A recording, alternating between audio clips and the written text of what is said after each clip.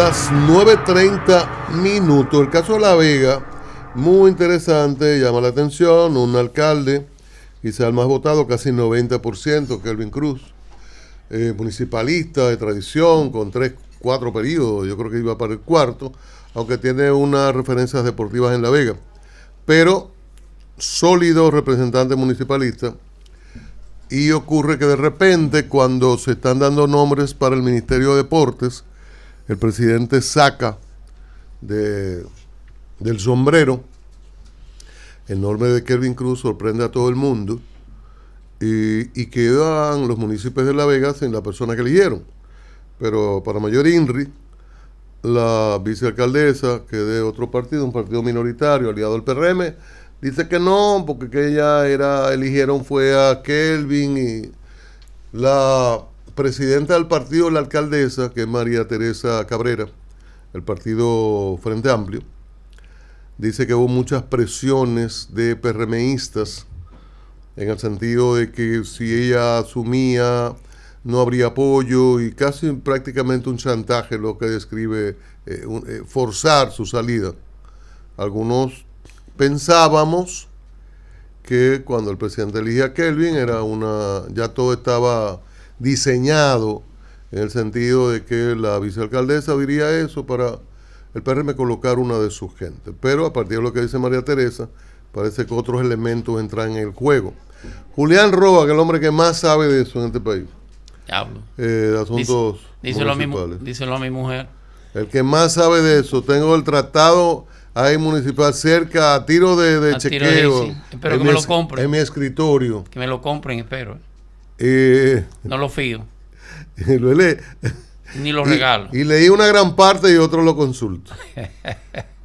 Julián Roa tiene una precisión sobre esta situación, para dónde iría, cuál es el problema en el fondo, porque además, Julián, parecería que también hay un tema de proyección de liderazgo municipal del PRM para 28 y otras cositas por ahí. Adelante. Mira, dos cosas. Yo quiero quedarme en la parte meramente técnica, pues claro. Que me meto a la parte política voy a contaminar el comentario. Yo he visto varios municipalistas, los cuales respeto mucho. He oído a Waldi, he oído a Moronta, he oído un sinnúmero de municipalistas que tengo el mayor respeto hacia ellos. Y han planteado posiciones de quién sustituye, cómo se resuelve el caso de La Vega. Y quiero plantear lo siguiente. Primero, renuncia al alcalde. ¿Quién sustituye al alcalde? Dice el artículo 64 que lo sustituye la vicealcaldesa. O sea que si solamente se va Kelvin, sencillamente se sustituye la vicealcaldesa, el consejo regidor la juramenta como alcalde. Correcto. Hasta tanto llegan las nuevas elecciones. O sea, como 3 años. En otros momentos, bien, en otros lugares. Esa es la situación que establece el artículo 64. Pero, ¿qué pasa cuando como no hay vicealcaldesa porque asumió la función de alcalde? Entonces queda el vacante de la vicealcaldesa. Dice la ley en el 176, en el artículo 64, que el presidente del consejo envía una carta al Poder Ejecutivo para su designación. Dice el artículo 64. Hay municipalistas que dicen que ese artículo se aplicaba en la ley vieja, en la Constitución vieja. Yo no voy a entrar en esa discusión, pero está en la ley. Significa que hasta tanto el Tribunal Constitucional no diga que ese artículo es inconstitucional, es el que hay que cumplir. Claro. Además de que la Constitución actual lo dice, pero no me voy a meter en ese gancho. El artículo 64 dice que para la designación de la vicealcaldesa, que no existe mecanismo, se envía al Poder Ejecutivo para su designación. Punto. 64 de la Constitución. La 64 de la ley 176. Okay. Bien. ¿Qué ha sucedido en La Vega? Que se fue uno y se fue el otro. ¿Qué es lo correcto? Y esto es lo que quiero hacer énfasis. ¿Cuál debe ser el procedimiento? ¿El presidente designa al alcalde? No. Y entonces, ¿cómo resolvemos La Vega? Lo correcto debe ser que el presidente designe, como dice el artículo 64, designe un vicealcalde. Que ese vicealcalde, cuando sea juramentado en el Consejo de Regidor, Entonces, el propio Consejo lo juramenta como alcalde, porque no hay alcalde. Y entonces el presidente designa un nuevo vicealcalde, porque ya no hay vicealcalde. En el fondo el presidente lo va a designar. Lo designan los dos. En el fondo, pero designa al alcalde. Para que no digan, en ninguna parte dice que el presidente designa al alcalde. Es correcto, no designa al alcalde, designa a la vicealcaldesa o al vicealcalde. Pero ese vicealcalde, al no existir alcalde, asume como alcalde. Y entonces deja el vacío del vicealcalde. Si el que sube como alcalde es hombre, necesariamente la vicealcalde que se escoja luego tiene que ser mujer. Ese es el procedimiento. Pero en el fondo puede hacerse un solo decreto, ambas cosas. El presidente elige al sustituto, que es al alcalde. Pero y eso no, lo digo que no entra en discusión. Pero qué bueno que tú lo explicas. Con el mayor respeto a los municipalistas, porque eso está en la ley, en el artículo 64, y ellos lo admiten. Lo que ellos dicen es que ese artículo es con la ley vieja, con la constitución vieja. No es con, ese artículo está vigente. Solamente lo puede sustituir o derogar o anular una sentencia del Tribunal Constitucional que no existe. Por lo tanto, ese es el mecanismo. No es tan difícil. Vuelvo, insisto, no es el decreto del presidente no es designando al alcalde, es designando al vicealcalde para que éste ocupe la posición de alcalde y luego en el mismo decreto, en otro decreto, elija o designe de nuevo quién será la vicealcaldesa. Ese es el mecanismo. Ese es el mecanismo. Yo creo que es muy importante estas precisiones que hace Julián. ¿El que más sabe de eso? No, que más sabe no. Julián, ¿qué es lo? Si tú eres el que más sabe de eso.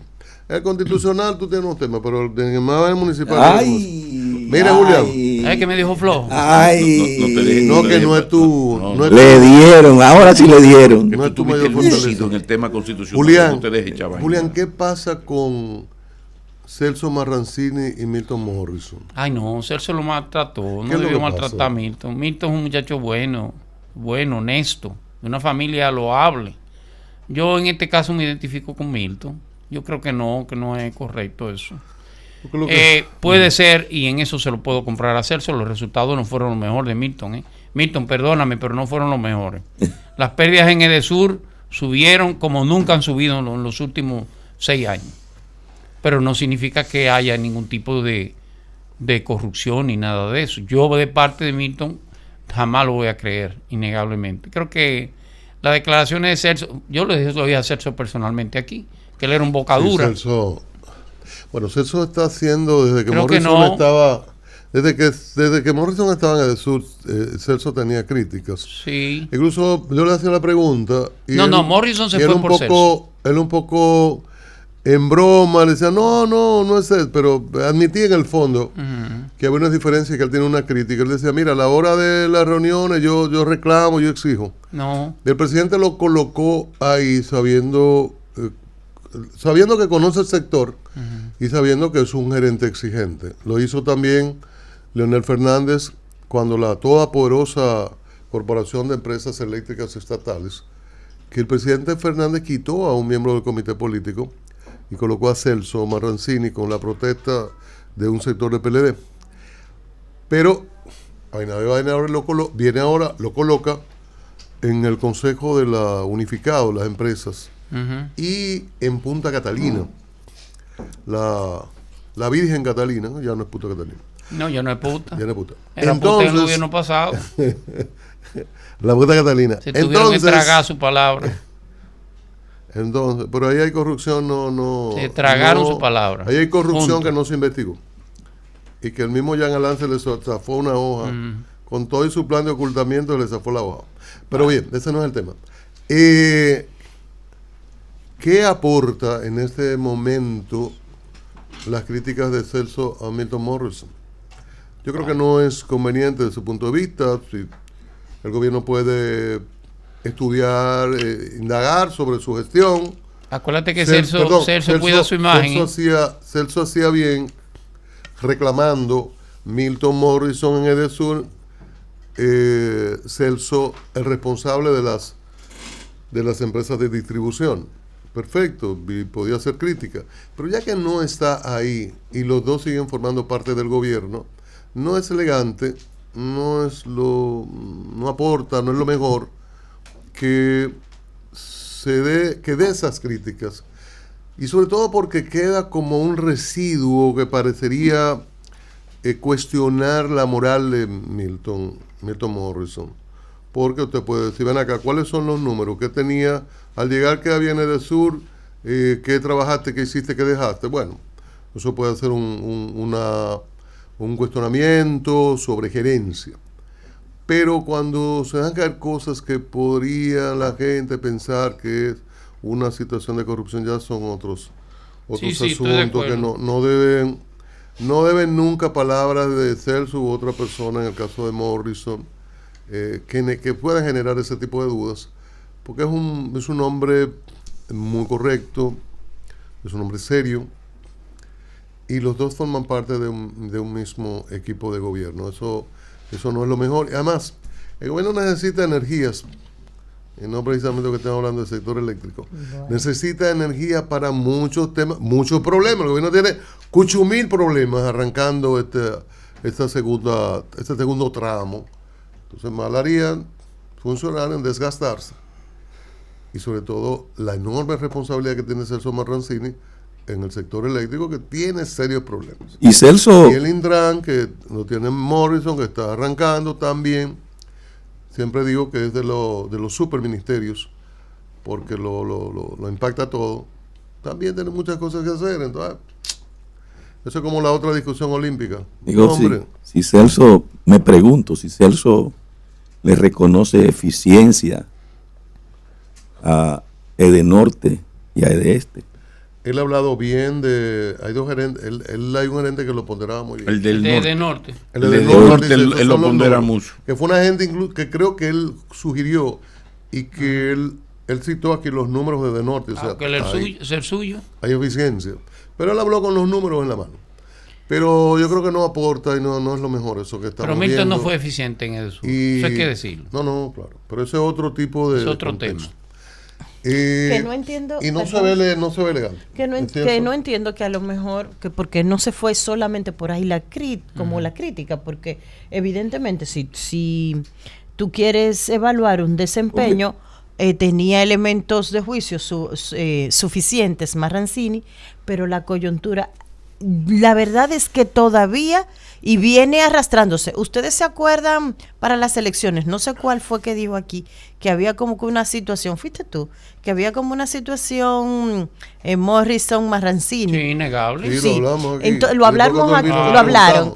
Ahora, y me pregunto por qué en el caso de Morrison estuvo liderando el gremio que agrupa, ¿verdad?, las empresas de generadoras y conoce el sector. Sí, no significa ello que fuera un buen gerente, eso es otra cosa. Sí. Ahora, en el caso de Marrancini, que pertenece al sector, que tiene una incidencia a nivel de liderazgo, también no entiendo dónde es que está el quiebre o el problema. Este gobierno no es bueno comprando. Perdóname que voy a meter en el tema. Sí, hay un tema de comprando. De la planificación de compra. Este gobierno, Carlos Pimentel es una estrella, Carlito es una estrella, pero este gobierno siempre tiene... ¿Qué pasó con Milton Morrison? Tiene más de un año con una licitación de unos transformadores que se mandaron a hacer a China. Y entre China y el suplidor, que ganó supuestamente la licitación, no cumplieron. Y entonces, por supuesto, que se deterioró. Ahora, yo tengo lo que dice Milton es que Celso no lo ayudó con el tema. Pero hay un antecedente ahí que es bueno. Ellos también. Son malos comprando. No, sí. Pero quiero dar un antecedente que debemos recordarlo todo. Cuando llega este gobierno, hay un escándalo. Y el caso el caso Pulpos, ¿no se acuerdan? Y dentro de eso decía el que ahora está en otro, ay Dios mío, ¿cómo se llama el chico que era incluso hasta Marcha Verde? Que dirigía el consejo de las empresas eléctricas. Y cuando él llegó, ¿ustedes se acuerdan la entrevista que él dio, abogado? Y yo creo que nos visitó a nosotros. Y él detalló los problemas que habían y dónde se atascaron también las compras producto hace 4 años de eso, Rosario. De aquella corrupción. Ok, y segundo, es cierto, el gobierno, sí te lo compro, se lo dije, pero lo dije en otro espacio. Las escuelas de educación, el mismo caso. Se lo dije en otro espacio y tú lo sabes, a gente que iba para el gobierno, le decía, tienen que estudiar porque pueden salir rápido del gobierno o pueden salir presos por el tema de la estructuración técnica de compras, y por eso incluso está el sometimiento de la modificación de la ley de compras, porque incluso hay que actualizar en el tiempo, y muchos de ellos no se tomaron el tiempo para aprender a planificar y aprender a comprar. Cuando no te sabes Sin la embargo, respuesta, la pregunta. el tema eléctrico, habían unos amarres con el tema pulpo, Julián, eso también hay que está decirlo. bien, entonces es verdad, pero hace 4 años de eso. Ha sido, por otro lado, ha sido noticia, está en todos los diarios, esta denuncia de transparencia electoral que acusa al gobierno de Maduro de haber invitado y permitido la entrada solamente a unos observadores que, en la opinión de transparencia electoral, no eran necesariamente observadores. Entonces, hay un documento, esta no es la noticia que está en los medios, sino este es el documento de transparencia electoral que me gustaría leer un par de párrafos porque hace una introducción muy buena de lo que ha ocurrido en los últimos meses. Dice que el pasado 28 de julio se celebraron las elecciones presidenciales de Venezuela. La fase preelectoral estuvo caracterizada por irregularidades promovidas por el oficialismo para obturar la participación de la oposición, favorita indiscutible de acuerdo a los estudios de opinión. Dichas irregularidades no eran nuevas, sino que han sido una constante en los procesos electorales de los últimos 20 años en el país. Entre las irregularidades más importantes durante esta fase están la inhabilitación ilegal a María Corina Machado, quien ganó contundentemente las primarias opositoras celebradas en 2023, la obstrucción de la inscripción y la actualización de los datos de cerca de 5 millones de venezolanos residentes en el exterior en el registro electoral, esto es cerca de un 25% del padrón electoral, así como más de 1 millón de personas residentes en Venezuela, el uso de los recursos del Estado a favor del oficialismo, la persecución y la criminalización de las fuerzas opositoras que dejó un saldo de más de 100 personas detenidas y 6 asiladas en la Embajada de Argentina en Caracas, y la capacidad generalizada en el funcionamiento del Consejo Nacional Electoral durante todo el proceso. Esto sigue explicando en detalles todo lo que fue el proceso. Dice, por ejemplo, que el 28 de julio, en horas de la noche,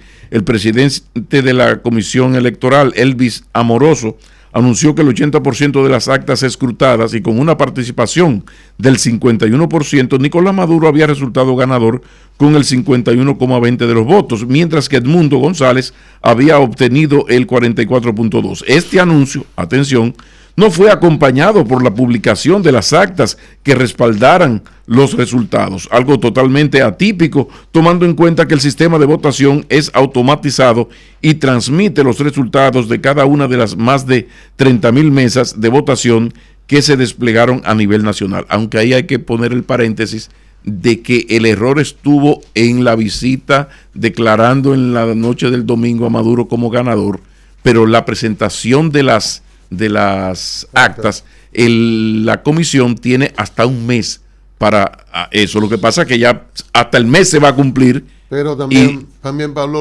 el acceso es inmediato por un código QR, y siempre ha sido así. Esta vez eso se bloqueó. Que eso es lo que ellos denuncian como el que le habían pirateado, hackeado la cosa, ¿no? Dice que el Centro Carter, única organización internacional especializada en observación electoral que estuvo acreditada, aseguró que el Consejo Electoral hizo un fraude y que Edmundo González es el ganador de las elecciones presidenciales con más del 60% de los votos. Esta fue el informe más demoledor, el argumento más demoledor en contra de Maduro por el prestigio del Centro Carter, al punto de que ellos le permitieron al Centro Carter que trabajara. Pero hay un tema, a partir de todo esto, es que se ha elaborado un listado de personas que habían sido invitadas y que como sospecho, creo que fue Cristian, al inicio de esto, esa semana, el lunes o el martes, que hablaste, Cristian, de que la medida en que no le permitieron la entrada a observadores de oposición, es decir, la gente del PP, de la derechona fuerte de España. Ustedes recuerdan aquel video, ¿no?, de un expresidente, creo que de Paraguay, haciendo la denuncia. Pues era un síntoma como sumamente preocupante y que a partir de esto era posible, estamos hablando de la primera semana, 29, 30, 31, ¿no? Era posible de que la lógica llevara a las personas a pensar, ven acá, pero si no dejan entrar a los que no gustan de ese régimen porque son de la derecha, tú me estás diciendo entonces que los que tú permitiste entrar están contigo.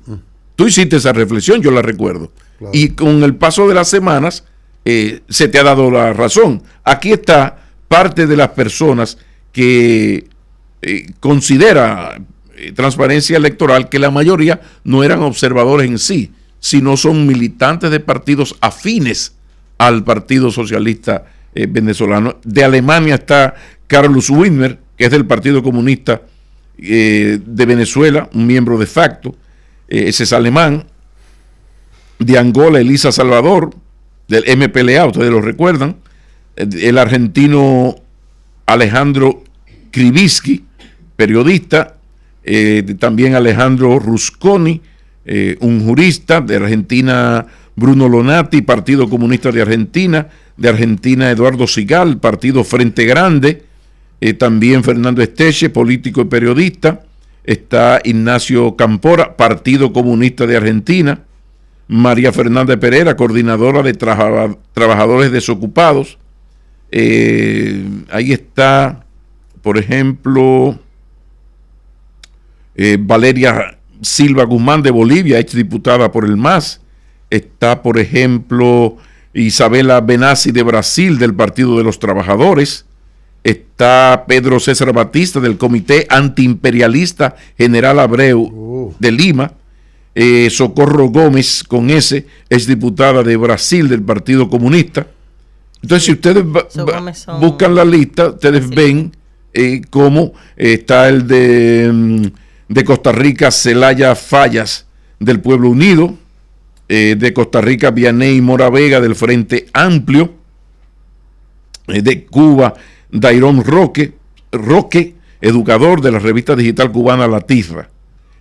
También está por aquí, por ejemplo, Lorena Peña del Salvador. ¿De dónde? Del Frente Farabundo Martí de Liberación Nacional. Y así sigue. La mayoría son, ahí está, no podía faltar Juan Carlos Caballero, Caballero no, Monedero.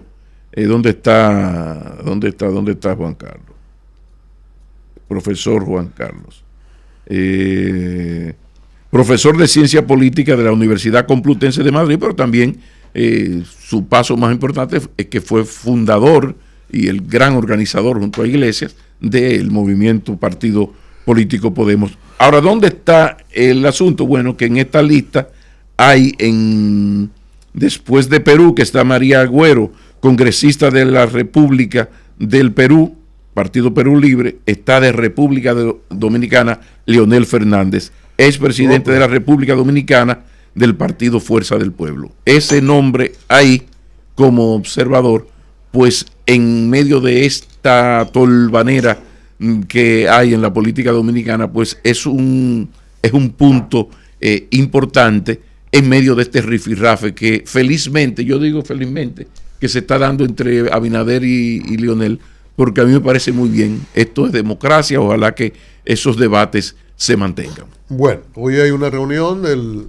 presidente Abinader con el liderazgo, con los diputados de su partido, el PRM. El presidente lo había anunciado en la semanal, Pacheco lo ratificó de que se va a dar la reunión para ponerse de acuerdo, intentar ponerse de acuerdo con relación a las reformas. Hay una fuerte resistencia, sobre todo a la disminución de diputados, que parece que ahí el presidente no tendrá éxito en la disminución de diputados en el Congreso Nacional. Señores, gracias. Mañana de nuevo por acá. Recuerden, y no hay que ir materiales industriales, San Martín